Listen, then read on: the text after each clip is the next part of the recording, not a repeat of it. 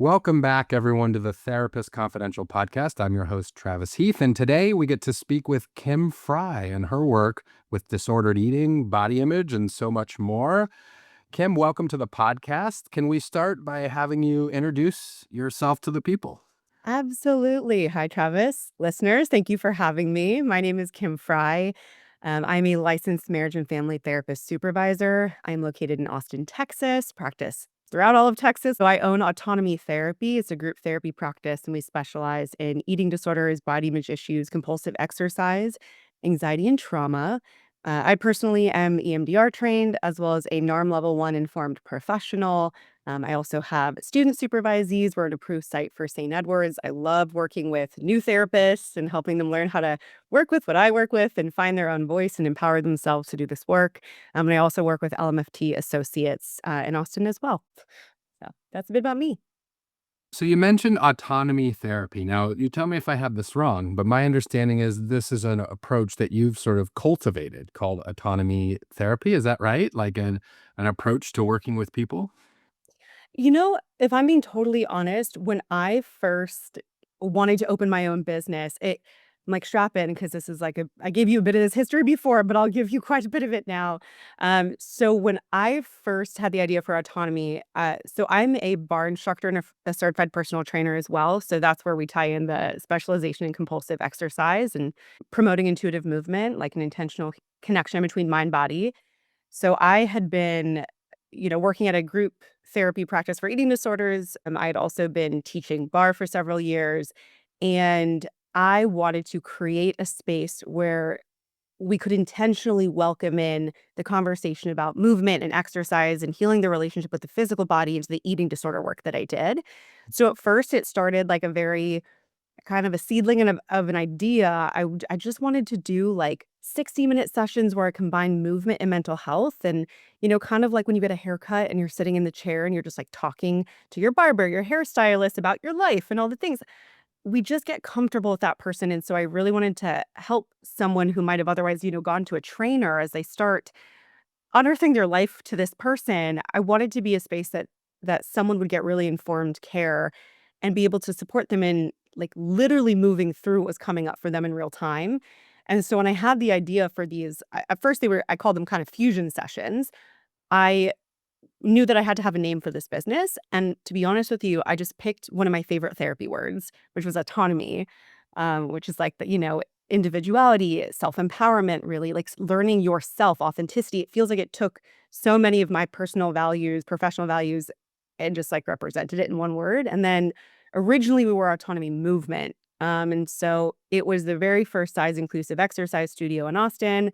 I bought a building. I opened three businesses at once, which is ill-advised for the mentally well, which is not great, but I learned so, so, so much, and after about a year it ended up snowballing into a much bigger passion project because I was very lucky that so many people got really excited about this idea, and so it went from being this very small seedling of an idea where I would move one-on-one with someone, and then it turned into I owned an exercise studio, the very first size inclusive exercise studio in Austin. I trained like 25 instructors how to teach in classes pretty intuitively and learn about eating disorders and how to make movement more accessible for different bodies.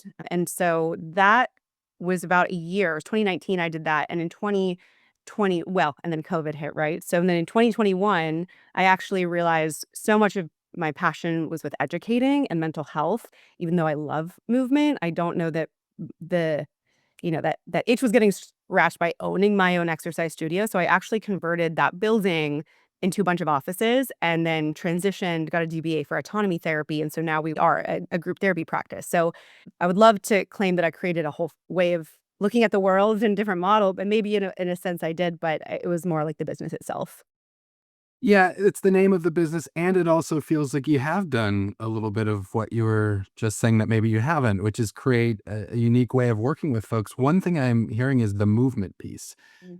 And I'm certainly not, a specialist in disordered eating, but that's not a piece that I have encountered very often when it comes to disordered eating. I'm wondering if you can talk about maybe why you think that piece was important in working with folks who are struggling with disordered eating, body image, et cetera. Absolutely. Yeah, so from a personal perspective, I've always loved exercise, always loved movement, and, didn't realize and probably until later that, part of my love was also because it was a bit compulsive and wanting to use exercise to change my body. And so when I started working with eating disorders when I was an associate and I'd first moved to Austin, I worked underneath, a LMFT supervisor who also specialized in eating disorders. And I had started around that time actually working in a bar studio. So I had worked at the front desk. For those that also don't know what bar is, I'm not talking about like an actual like get a beverage. It's a combination of ballet, yoga, and Pilates. It can be done like with or without an actual ballet bar. It can be done on a mat. And I had so much fun doing it. I loved it so much that I became an instructor. And I remember asking my professor, this was probably back in like 2016. I asked him, you know, can I tell clients that I do this? Like it almost felt like I had to like come out or like admit something to clients, like I was doing something taboo because I hadn't heard, to your point, I really hadn't heard anybody in the eating disorder space at that time really talking about exercise. And if they did, it was more in like a higher level of care scenario. And if they worked in like yoga or like gentle movement, much more like meditative than anything, which of course there's a benefit to that. And yet this is something that brought so much joy and connection into my life. And so I remember him not necessarily giving me a clear answer, more just saying, be ethical about it, which of course led to me being incredibly awkward when I brought it up with a client and like stumbling over my words and just being weird. And like didn't really get anywhere with that. Sorry, it looks like you were going to say something. No, I just think it's funny because in this field there, and probably in any field, but this is the field I'm in, there are certain taboos. There Mm, are, this is the way we do it, right? There's a sort of fenced area that you have to stay in, and it's like, yeah, you can be creative or try something new, but as long as you're within the bounds of the fence, and what it feels like to me is that you were maybe stepping outside of that a little bit, and I found that when we do that, it often makes people, especially people that tend to have more power than us or more power in the field, it makes them anxious, it makes them worried in some way. So I was just smiling because it felt to me like perhaps you were pushing out beyond those boundaries, the ones that you're supposed to stay within, supposed to in air quotes.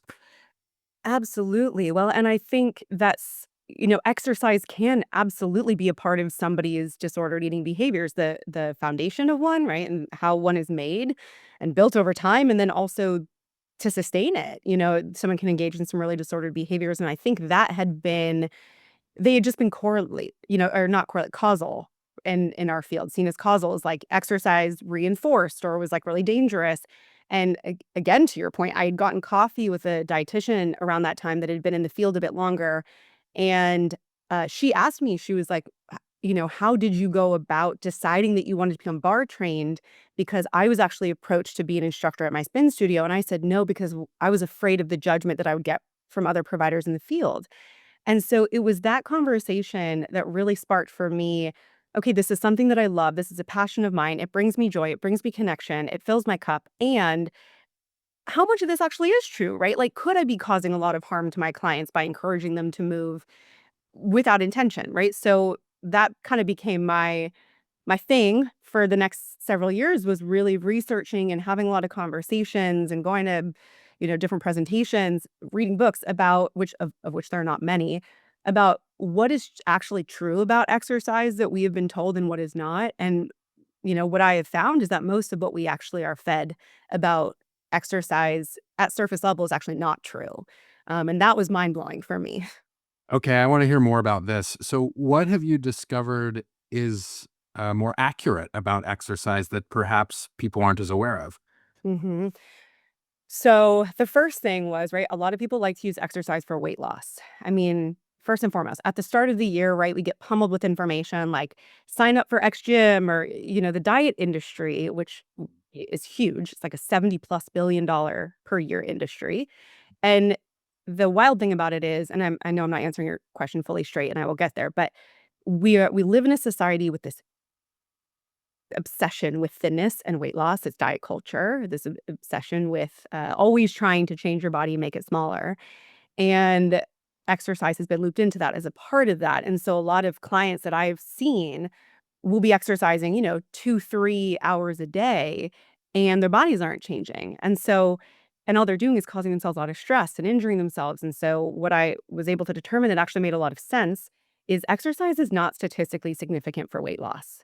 So, that was the biggest, mind insert the blank here for me was that exercise actually is not statistically significant for weight loss. So, then a lot of the messaging that goes along with that is also false, right? So, you have boutique studios or gyms that will say, lose the weight and keep it off by taking X classes.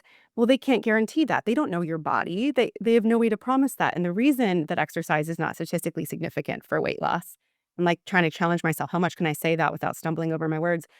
Is that about, 100% of the energy we consume or calories, they're synonymous, it comes from food. 80% of that goes towards maintaining what's called basal metabolic rate. So our body just maintaining homeostasis and basically keeping us alive. Around 10% goes to digestion. And then around, I say around because I'm not in anyone's exact body. Who am I? I don't know. But 10% roughly will then go towards anything else, like movement, probably. So more of that is getting used probably for someone who's like an Olympic athlete. But on average, movement only uses about, or exercise only uses about 10% of the energy that we consume. And so, additionally, someone who might struggle with exercise compulsion, which is a form of exercise, it's bulimia. Um, that person is hoping, right, that if I binge eat or if I eat something, I can exercise it off. Put that in big ol' air quotes.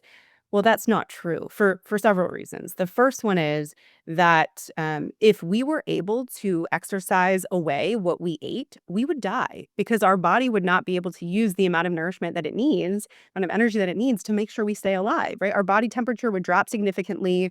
Our brains would not be functioning properly, and so our body is primed for survival, not societal aesthetics. And so we would not, it would not give up more than roughly about 10% of that.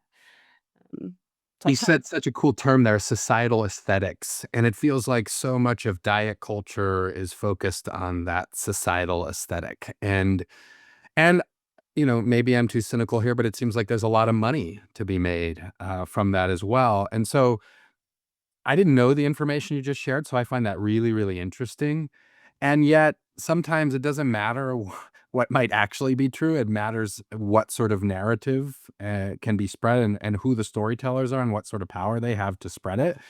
And so, if now we know that exercise in terms of weight loss really isn't that uh, influential, when you're doing work with people that seek your counsel, how like how do you position exercise? Like, what's the role of exercise in your work with folks? With the understanding it's probably a little different from person to person, but generally speaking, if it's not to lose weight, which may actually have been a poor motivation for people to exercise in the first place, how do you position it with people in your work? mm, fantastic question. Right? Because if it's not good for XYZ that we've been using it for, why would we do it at all? Is the big question. And how does it make sense that we would exercise is there's actually so many health benefits. So me saying exercise is not great for weight loss itself is not to say that exercise doesn't have value because exercise is one of the greatest things, like movement itself, regardless of body size or body shape, it decreases mortality risk across the board. It's so good for us to move. But that's why it's important for us to learn how to move intentionally and intuitively and in ways that are actually really nourishing and I hate to use this word because it's so loaded, but quote, like healthy for us and healthful maybe is a better way to say it. Nourishing, I think I like better. Um, I don't have a laundry list in front of me, probably good for Google, but for one, it improves memory, it decreases like stress hormones, increases oxytocin. It can also increase connection, societal community building, which is we need. We're interpersonal creatures. And so we need other people. And it can be a really beautiful way to build community, a way to have fun, be values aligned. It decreases cardiovascular disease risk. It can improve, or excuse me, it can decrease the risk of osteopenia or osteoporosis, which is loss of bone density, which can be very closely associated with aging, as well as anorexia, orthorexia, more ARFID, more restrictive eating disorders, decreased stroke risk, increased libido. So I could keep going, but I think those are It- pretty the good. the benefits go on, They and do. so, and yet often if you ask someone why they're starting an exercise plan of some sort, it's to lose weight. How do you get people to shift into maybe embracing some of these other benefits and not doing this for weight loss? My humble observation as a clinician has been, and like you mentioned, it's at the beginning of the year usually, someone starts an exercise program and it's to lose weight. And I don't, this is anecdotal, of course, but the success rate of that, not just of losing weight, but of maintaining an exercise program has to be so low. I mean, the failure rate has to be 90+%. And my sense of that over the years has been because the motivation for them doing it doesn't stick, right? And I'm wondering, like, it seems to me some of what you just named off, these other real benefits to exercise could help maintain an exercise plan. But if the person's entering into it only wanting to lose weight, like how do you help them perhaps see the benefits, potential benefits of such a shift? So, asking the heavy hitters. So, I don't ask anyone to do anything that they're not ready, right? I meet everybody where they are. So, if I have a client that comes in and they say exactly what you just did, which is, "I've used exercise for weight loss and am stuck, right? I don't know what to do here."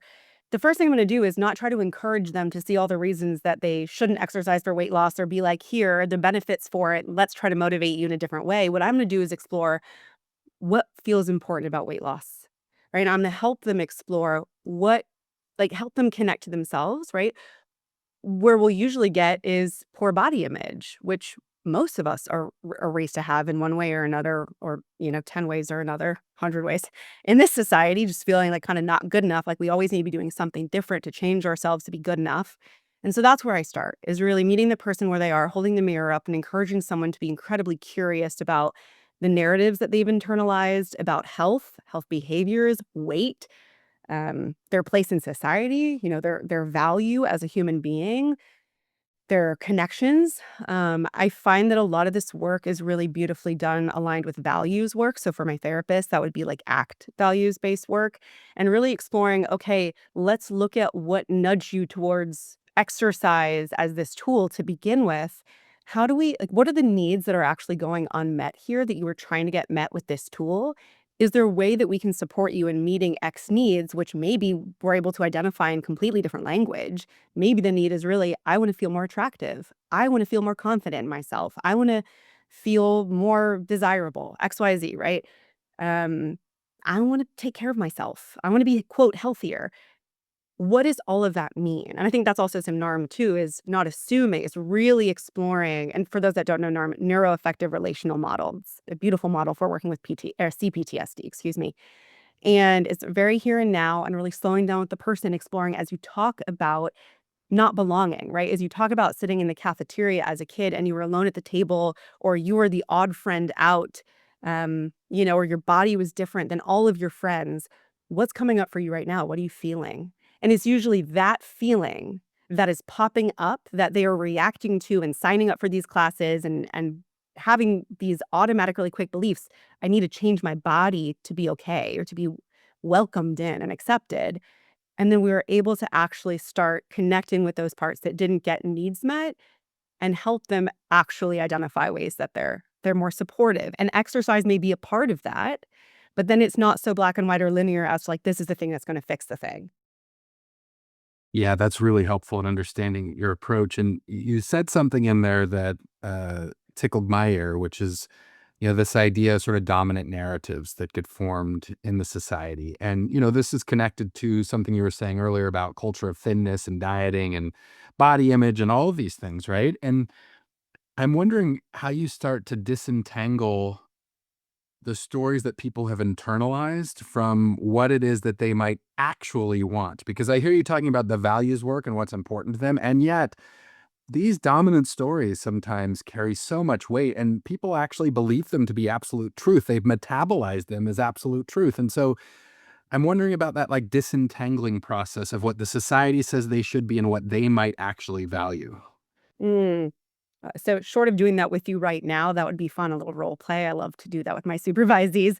I'll walk us through. I think it's different for different people. What I find to be helpful is I don't typically take a CBT approach where I'm trying to challenge thoughts, right? Like we're saying, okay, if I have a client who comes in and one of their dominant narratives is, I'm more attractive if I'm thinner, Mm. we're going to hold that and I want to explore, where did that come from? Where have you heard that? We're going to identify direct and indirect messaging, right? The direct messaging may literally be their parent told them that directly. Their dad looked at them and said, you look so much better now that you have lost X amount of weight.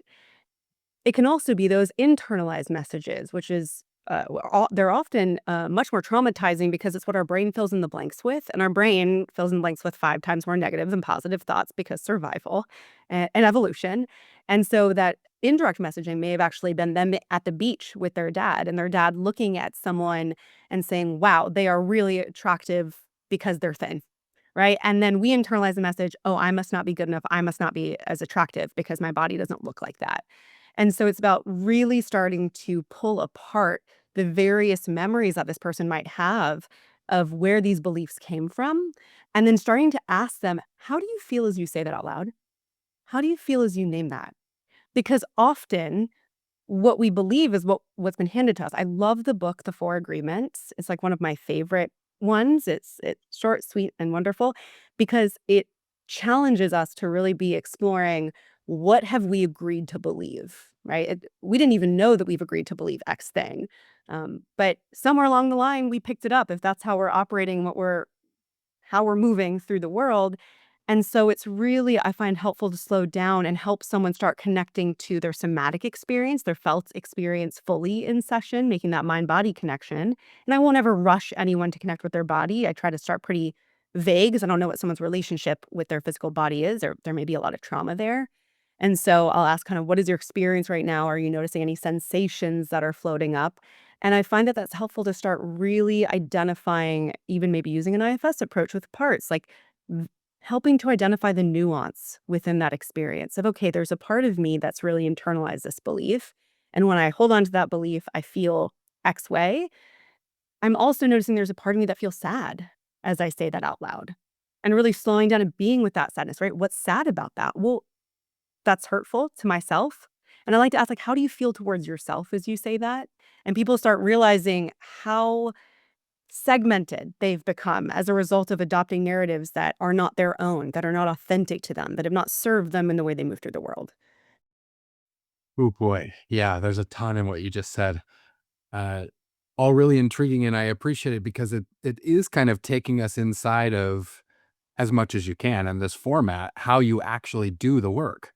Now, in something you were just saying that had me thinking that, and you and I talked a couple weeks back or whatever in preparation for this podcast, and this came up then too, but it's amazing to me how often people feel like they can weigh in on the shape, size, whatever of other people's bodies. Now, this seems to disproportionately happen to women. I'm not saying exclusively happening to women, but it does seem to disproportionately happen to women.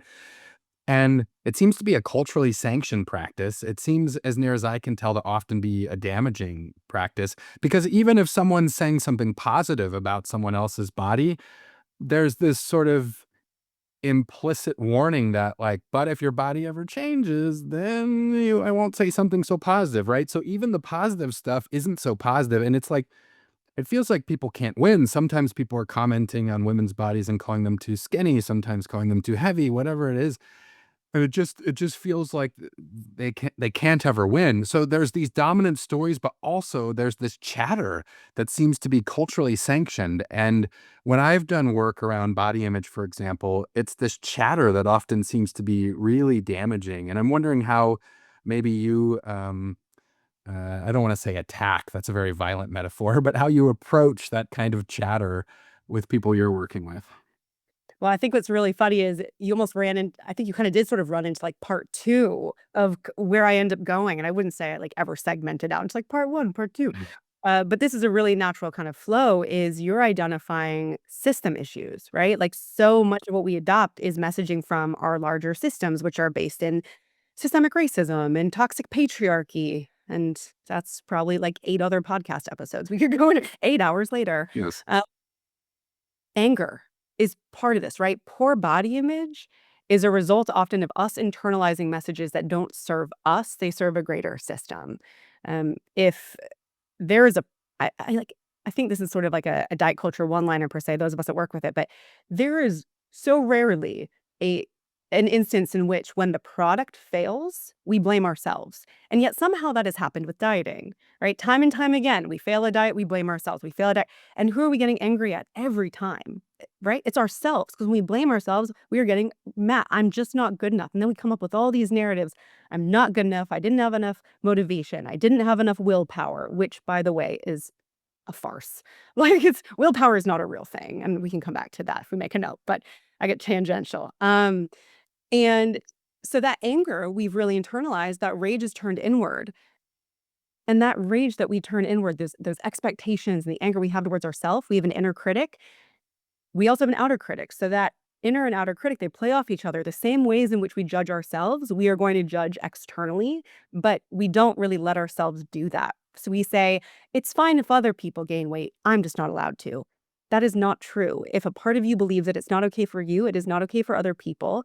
And so what we need to encourage is giving clients permission to be freaking angry, angry at the system, to externalize that anger, because so much of that complex trauma is as a result of that shame resulting in anger and the splitting within ourselves.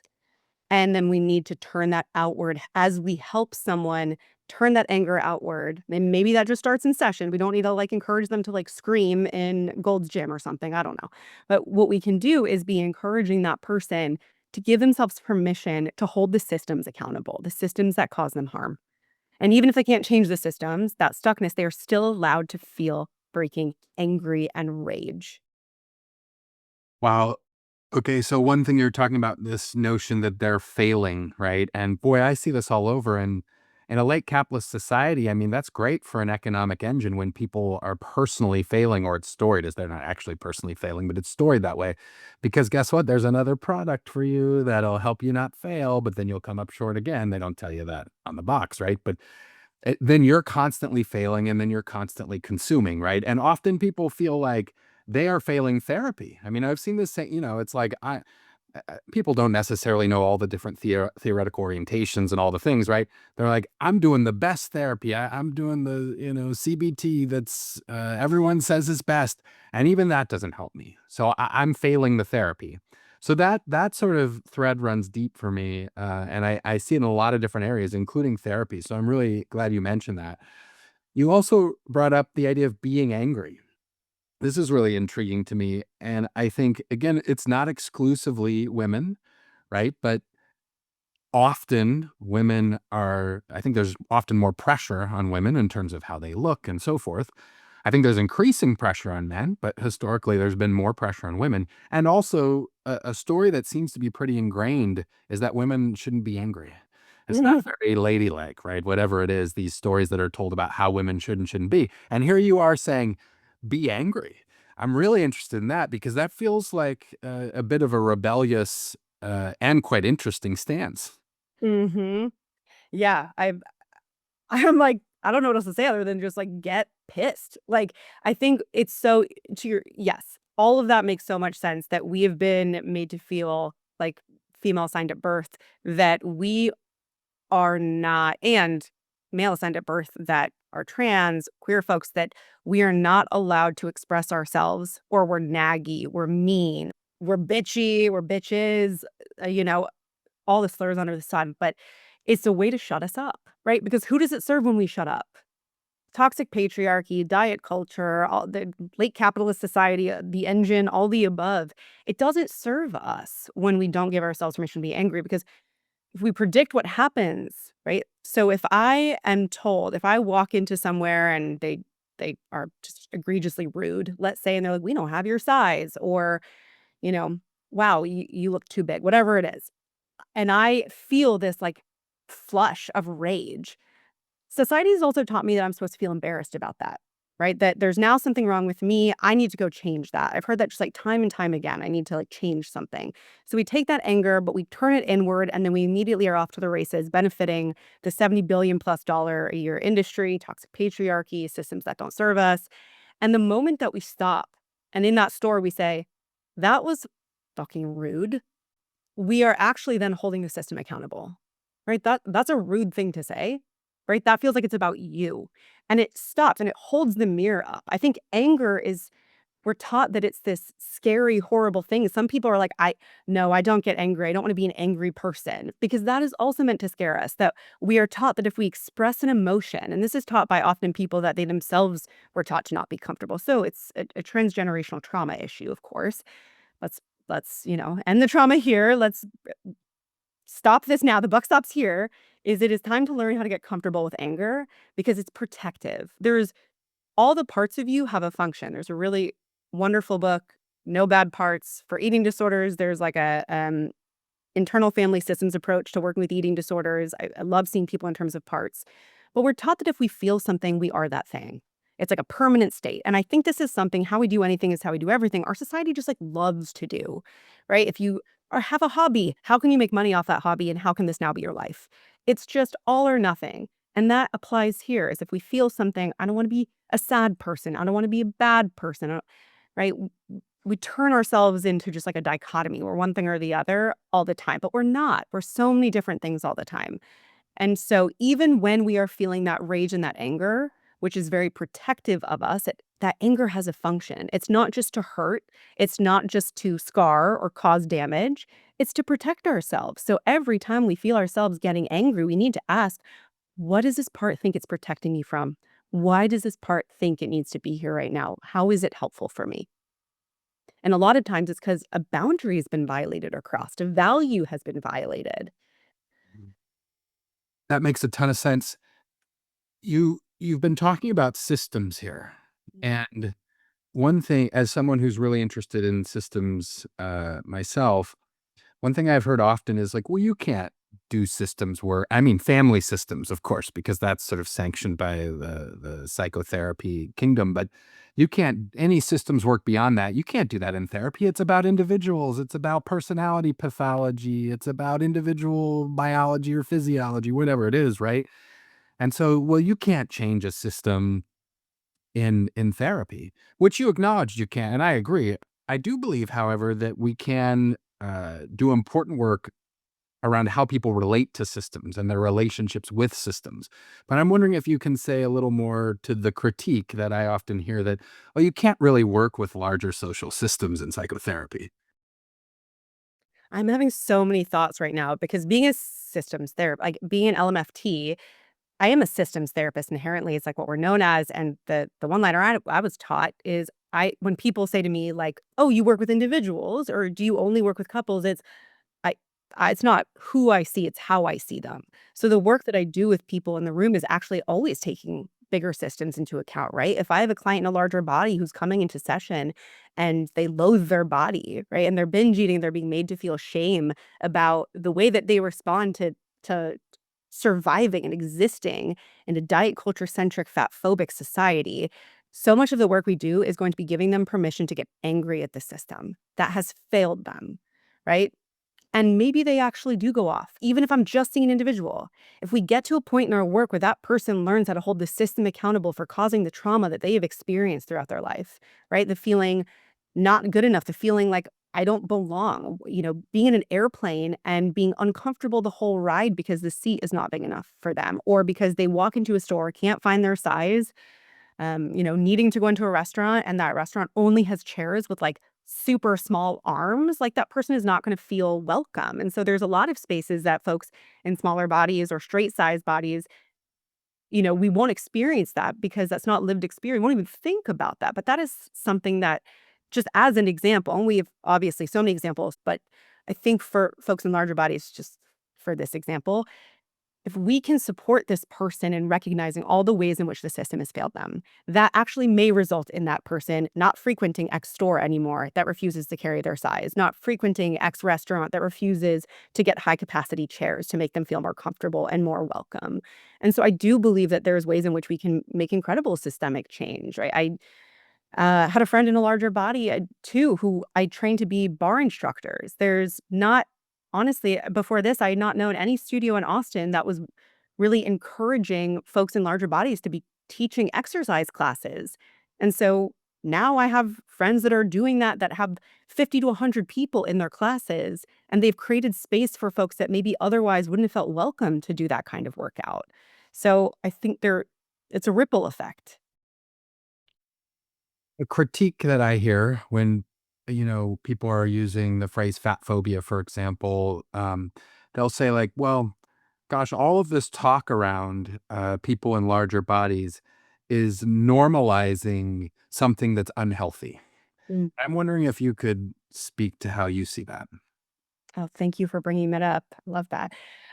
Because that is making an assumption that you know someone's health behaviors and the decisions that they make throughout the day, right? That is assuming that we are the expert on someone else's bodies, which we never are. So there's a social justice movement. It's called the health at every size movement. It's often warped to for folks that don't actually know what it is, they think it's a healthy at every size, which is not true. But the point of this movement is that you can be naturally thin or you can be naturally fat, and neither one of those is a good or a bad thing. There's a thing called set point.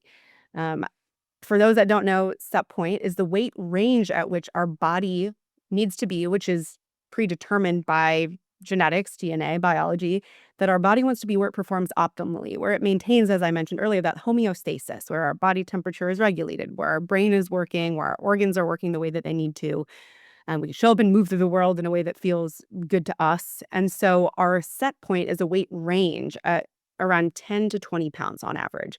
Everyone's set point is different. Body diversity is so real. Even if we all ate the same and moved the same, our bodies would still be different. And so, again, there's no one system, whether that be like a weight loss program or a boutique exercise studio or a gym in the new year that says we can change your body in X way and keep the weight off and it can stay this way because they don't know what your weight range is. They don't know what your set point is.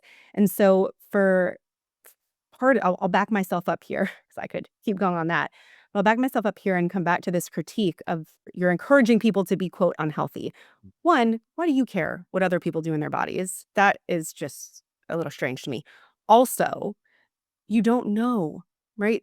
Someone can be in a larger body and be doing all the quote healthy things in the world to take care of and nourish that body. And their set point may just be naturally higher. So they may be naturally supposed to be in a larger body, just like, and this is the critique they're not thinking of, right? They're not thinking of when they're saying that someone in a smaller body might actually be engaging in some very destructive, quote, unhealthy behaviors to maintain that smaller body. I have had so many clients that are in larger bodies that the behaviors that they have used to try and shrink their bodies are infinitely more damaging to them than taking care of the body that they were given and that they are in. But the whole point of this is that we never know someone's health behavior simply by looking at them. So why make those assumptions? It's not our life. There's a couple of things I want to circle back to. One, a few minutes ago, you brought up willpower. It sounded, Oh, it sounded like you had something to say there, and I'd love to hear it because I hear a lot about willpower, motivation, these kinds of terms, and I often feel like they're loaded with bunches of cultural stories underlying them, but yet they're framed as something that an individual just should do. You just do it. You just through a matter of will, or you find motivation, and so I'm really interested in those terms anyway. And then I saw, your eyes light up when you were talking about willpower. Can you say a little bit more about your understanding of that? I think you saw the lighting was the white of my eyes when I rolled them. That was it. Yeah, there we go. Yeah, so willpower and moderation, yeah, you're right. Those are totally charged and they're a lie. Those aren't like real because I'll give the example of because we are our brains work very similarly is if you have, a puppy and that puppy is in the woods and it has not seen food for several days, it is going to be pretty hungry. When you put food in front of that puppy, it is not going to eat and graze the way it normally might, right? It's going to inhale that entire thing because that's how we are evolutionarily predisposed to view restriction. This is what's called the restrict binge cycle. And so when we restrict something, we are inevitably putting ourselves in position of being much more likely to binge on that thing when it gets put in front of us because of the way that our brains and bodies are wired. So if I am not eating, I don't know, let's say cookies or something. So I'm not eating cookies. I'm going to pick like a stereotype of a diet food that we're going to cut out. I'm not eating cookies and they're one of my favorites. They're a delicious dessert. So this is an active choice because I'm cutting this thing out because I think I eat too much of it and society says it's bad for me. I'm going to put all of that in air quotes. And I go to a friend's house and what comes out of the oven but a beautiful plate of, well, it'd be on a tray, I guess, but a tray of piping hot, deliciously smelling chocolate chip cookies. And you put that in front of me, moderation goes out the window. If I have restricted that thing, I'm going to be much more likely to eat more cookies than I would have if I just let myself have the one and learn how to heal my relationship with that thing. So willpower is not real. Moderation's not real. You also brought up social justice, the term social justice. Now, I have not heard, granted, this is not my area of expertise. I don't work I mean, because I do therapeutic work in the world, of course, I run up against these narratives that we're talking about, right? But I don't specialize in disordered eating work, for example, you know? And I haven't heard the term social justice and disordered eating. I mean, those two have seemed sort of separate to me. And I get the sense that they aren't for you. And you're finding ways that the type of work you're doing is indeed or can be social justice work. Yes. Yeah. And I can give some resources for this as well. And let folks like continue to do because we have such limited time. But I will say eating disorder work is social justice work because if we look at societal standards, right? Only about 5% of the general population has the quote ideal body type seen in popularized media. And so the bulk of folks want to have bodies that look like that body. But how did the ideal, again, quote, ideal body get identified, right? How did we learn to believe that there was a certain type of body that is the healthiest body or the right way to be? And we need to go back almost 200 years to the foundation and the creation of the BMI scale. So that a lot of listeners may be familiar with the body mass index scale. That is what we dread at the doctor when we step on the scale and they measure our height and our weight and they say, you are either this, or this, you are in the red, you're in the green.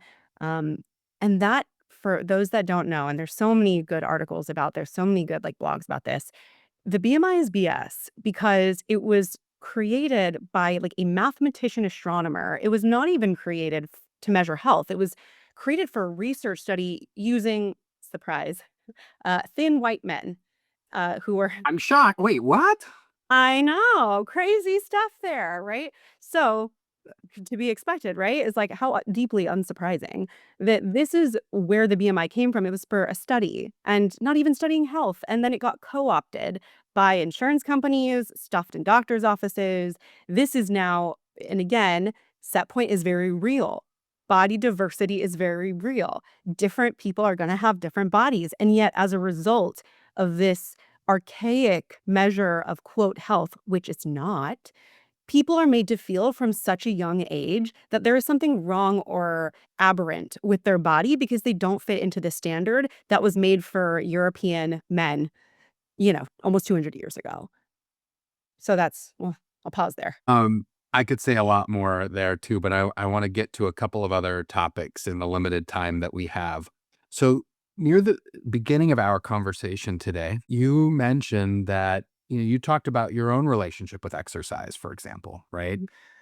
And so I mean, it's this sort of phrase that we use all the time now that I'm not even sure it even means anything at this point. The phrase of, but you got to do your own work. We tell therapist, do your own work, therapist. And like, I find a lot of students these days, like they know generally what we mean, but we say that word almost as a euphemism or that phrase as a euphemism, which is weird. Like, well, do your own work. And we're not even really defining what that work is. For someone who works like you do with disordered eating, body image, etc., and maybe there are people listening to this podcast who are training to or want to one day train to do this work. When we say to them, you need to do your own work, what does that actually mean in this context for the type of work you're doing? Well, it's funny you say this because I do have a bit of a euphemism myself, maybe, but I back this, which is as therapists, including intern students, we can only do as much work with clients as we ourselves have done. And so if we are going to be working with any other human being, right? We need to be aware of, do we have biases towards different types of bodies? And there's a way to maybe tell what you've internalized, which is there's a Harvard implicit association test for weight bias, which I have every member of my staff take. They don't have to show me the answers, but I do need them to know, right? Have the self-awareness. Is there a part of you that might be treating a client differently simply because of the way that they look? And there's a bunch of different of these implicit association tests, right? Being raised in a fat phobic society where we have been taught to be fearful of weight gain, to be pursuing weight loss, to be horrible to people in larger bodies and make a bunch of loaded assumptions about them, and we know nothing about them or their health behaviors. And by the way, pursuit of health behaviors is not a moral obligation to qualify you as a valuable human being, because the greatest predictor of health outcomes is not diet and exercise. That's a small crumb. It's socioeconomic status. And so let's talk about social justice. Well, we can always come back to that if we have time, but I'll just plug that there as a weighty statement. And so I need for people to be aware of this because that is inevitably going to impact. If you don't have this information, or if you yourself still believe that weight loss is good, gaining weight is bad, when a client comes in and says to you, I've gained weight and that's bad, your first response as a therapist may be, how do I support you in losing that weight? Versus let's explore what your internalized beliefs are about weight gain, right? Where did they come from? And starting to slow that down. And I've heard so many clients that came in and I don't know what these conversations actually sounded like, so let's take it with a grain of salt, right? But I've heard clients come in and say, I told my therapist that I wasn't sure if I was hungry or not, and they told me to drink water before I had a meal just to be sure. And that's a diet tip from, like, Cosmopolitan magazine, right, in, like, the early 2000s or something. And so what we teach people is and that was the therapist was well-intended, I'm sure. I've no doubt of that, right? And at the same time, they projected onto the client work that they themselves maybe have not done. Because what I would say to someone is, if you're not sure if you're hungry or not, why don't you have something to eat? And if you have a few bites and you're like, "Oh, I actually didn't want this," put it put it away, right? And then at least you know, but you are the expert on yourself. So instead of trying to jump through hoops and finding all these tricks to keep someone separated from themselves, let's hold the mirror up and keep bringing someone back. But in order to do that, we need to know what biases we're bringing in the room and what our own beliefs are. Love all of that. And boy, each of your responses, I feel like I could ask two or three sort of follow up questions. We may have to do another podcast episode at some point. You did say something else that piqued my curiosity at the beginning. You mentioned your training in EMDR, and I'm wondering how, if at all, it factors into the type of work we've been talking about today for you. Mhm. Well, I think the way it doesn't, I'll tell you first is I have a funny story where I don't think that one of the trainers loved me so much because we're sitting in a room of, like, I don't know, 100 other people, and someone starts talking about, how you can use EMDR to treat sugar addiction. And I had a big reaction to that because for the most part, what sugar addiction is a reaction to the binge restrict cycle, right? Someone is, quote, out of control around sugar because they have not healed the relationship with this thing. And so I was, raised my hand to try to explain that. Like, what we'd actually want to do is probably have someone see a registered dietitian educated in eating disorders to help someone unpack their relationship with X food. So I do want to highlight that if, someone is trained in EMDR and is trying to and this is the importance of knowing this work and, like, knowing what goes like, what that actually means, right? Quote, "sugar addiction," and knowing the binge restrict cycle. It's important to know what that will and won't be helpful for. What I tend to use EMDR for, I use it a bit more episodically these days. I don't see as many clients because I tend to do more supervising and, have the business in the building and all of that good and I still teach, exercise classes in Austin, which is fun. Um, but when I tend to use EMDR, it is a bit more relational, I think.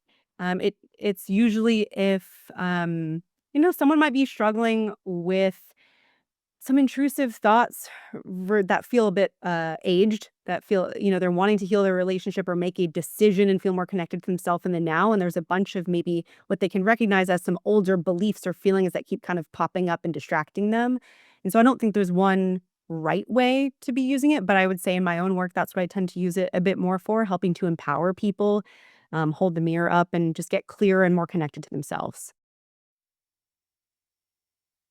What has doing this work taught you about yourself, about people that maybe was surprising or otherwise unexpected? Mm, like trying to prioritize because this could absolutely be a laundry list. I think I'll say what comes to mind first. I think I'm not immune, right? I didn't, like, go into this work having all the knowledge and the beliefs and the stances that I have now and, like, being grounded in the work as I am in this moment. I had to do so much of my own work. Like, I remember when I was first introduced to the idea that exercise, isn't super helpful for weight loss, I was like, "That can't possibly be true," right? And so I think what I learned about myself is I am infinitely more prone to denial than I thought I was.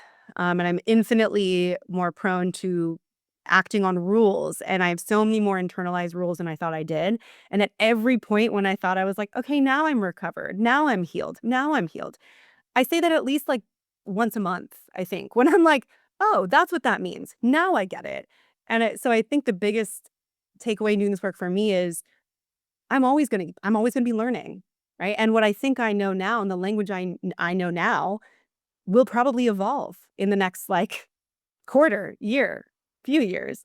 And I think there's a insecurity that comes with that and a fear of like, "Oh my god, am I gonna be held to what I said, 4 years ago, 3 years ago?" And at the same time, there's an excitement about that because I'm consistently getting to know myself better and better as I do this work, and I think that's very cool to be the most, connected, intentional, intuitive, thoughtful, values-aligned version of myself that I've ever been in this moment, and knowing that I will be even more of that person in, you know, even a month maybe. I'm wondering, certainly there are probably some aspects of disordered eating, body image, etc., that have remained relatively consistent over time. Maybe they manifest just in slightly different ways over time, but they've been pretty consistent. Also, it does seem like we live in a pretty unique time with the way social media seem to infiltrate most areas of our life disproportionately, but not exclusively for young people. So I'm wondering what are some of the unique challenges you see in this particular moment in history in doing this work? Oh, man.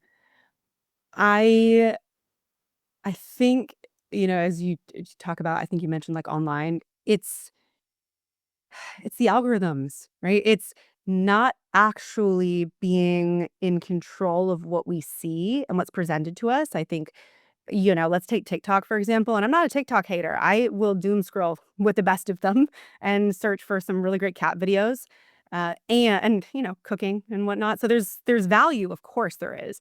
And it is shocking to me sometimes what will appear on my For You page, and we think because it's called a For You page, it is a For You page, and that means you have cultivated everything on there. That's not true. We're being fed things that will heighten our anxiety, things that will get us riled up, things that will force us into a position maybe at a point of being really rigid, black and white, and reactive about things.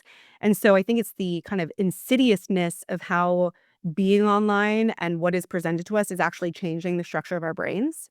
And, you know, I I think that is sort of its own thing I could go on a tangent about as well, but I will hold that there at the same time that I'm also holding there's grief because I think there was a period of time in which there was a push for fat acceptance and, like, the fat acceptance movement and the body positivity movement, which is to support folks in marginalized bodies and taking up space and having value in our society and feeling worthy in ways that they have not been given the space to do in prior decades and centuries. And so I think there's grief that comes along with also too online starting to see so much of the, like, what I eat in a day to be thin and what I do to, like, lose weight and all of this, and to each their own, right? Like, I encourage and empower anyone to be, like, connected to their decisions and whatnot, but I do feel like it's so easy to be influenced when you spend so much time following the life of someone from the moment they wake up in the morning to the moment they go to bed, and just having young people, young women, wanna emulate those behaviors. So, yeah, I think that's where I'll pause there. Last question. If someone is listening to this podcast and they're like, hey, I'd like to do similar work to what Kim's doing, where would you tell them to start? What advice might you give them in traversing that path? That's a good question because I have been so incredibly fortunate to have, over the years, been surrounded just by some really impressive people. Um, including therapists myself that I've gotten to see that, some of them unfortunately are no longer in practice, which is a real bummer because they were fantastic. Would have given them a lot of business. But for me, I think it was finding first a supervisor that knew how to do this work, and that kinda got me started and connected to a community. The beauty of working with eating disorders and what I find so enjoyable, I mean, it's a lot of things. I find them so fascinating to work with. They're like an umbrella, but one of the things as a provider that I love is that it's so community-based, and so I have a community here in Austin. It's called Central Texas Eating Disorder Specialists, or CTEDS for short, and that offered me some really incredible community. I've made some wonderful friends there, wonderful referral sources and colleagues, gotten resources, education. They do, like, monthly education events, and I would encourage someone, if you're in Austin, join CTEDS. If you are not in Austin, find the chapter maybe in your city that does something like this, or see if you can join remotely, to be kind of tuning in, pursuing CEs, continuing education. I'm a voracious reader, so I'm always reading multiple books at once. I would encourage I My supervisees know they're not gonna escape a supervision without me giving them at least one book recommendation for both themselves and a client. And so there's some really, really great books off the top of my head, um, for the more medical side of thing well, wanna do that? Well, you can go on our website, my autonomy therapy website. We have a whole list of things, but I would say there's for kids and adolescents, if you wanna work with those with their parents, they could benefit from Feast, the website, or Fat Talk, the book. There's a book, Things No One Will Tell Fat Girls, that gives some history of fat phobia, which I think is incredibly important. There's also a w I said I'm not a online hater, but I do obviously we know that it's not so black and white that I can't see the value in that, but there's some really, really impressive influencers online. I highly recommend, like, poking around and seeing where you can find some of that more powerful values-aligned messaging. So there's a way that, TikTok, Instagram, and all the above can be resources. The book that I'm thinking, the medical book that's on my mind, Sick Enough, and I think that's really important. The title itself speaks to a concept in eating disorder work that's really essential, which is anyone is sick enough. If you have a client that comes in and is talking about just feeling insecure about their stomach, right? Insecure about their arms, there is weight there to be explored, right? There is depth to that comment that we as a therapist, we don't wanna be like, "Oh my god, same," right? And move on. It's, "Can you say more about that? What's coming up for you as you say that?" Like, really unpacking all of that. So I think, Sick Enough is a really helpful resource written by a doctor that specializes in eating disorders. And then as we talk about podcasts, there's also some really wonderful podcasts. Food Psych by Chrissy Harrison is one that, there's, like, hundreds and hundreds, to listen to, as well as Maintenance Phase has some really good podcast episodes, especially on BMI. I think there's 2 specific ones on that. So, um, find your community, follow up on resources, and whatever you find beneficial, write down, share it with clients because they will too. I've really appreciated this conversation. I think we covered a lot of ground, even in only the hour that we had. With any luck, maybe we'll be able to do another episode down the road. If people are interested in getting in contact with you, Kim, how might they do that? Absolutely. Yes. So, my practices line, if you want to schedule a call with me, it's 512-387-1398. You can also find that on our website, autonomytherapyatx.com. That's the word autonomy, the word therapy, and then ATX like Austin, Texas.com. And then we have social media as well. Our Instagram is at autonomy therapy ATX. And then my personal or slash professional. I mean, it's not my personal, but my professional individual provider account at this time. I'm playing with names, but we're at the Abundant Practitioner right now, is what mine is if you want to find me. And if you type in just Kim Fry, like a French fry, Fry, Austin, Texas therapist, my name will pop up. So it shouldn't be too hard. Thanks so much for your time, Kim, and I look forward to speaking with you again soon. Thank you so much, Travis. Thank you, listeners. Have a wonderful day.